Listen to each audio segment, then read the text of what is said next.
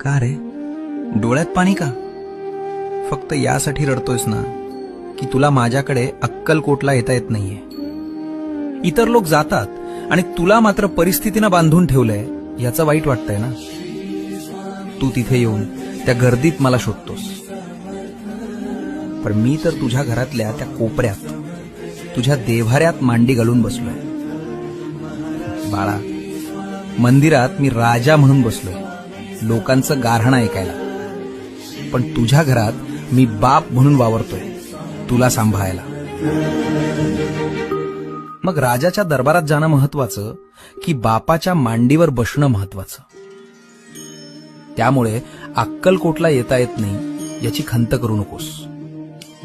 आत्ता याच क्षणी डोळे मिट आणि बघ, मी तुझ्या समोर उभा नाहीये, तर मी तुझ्या आत बसलोय.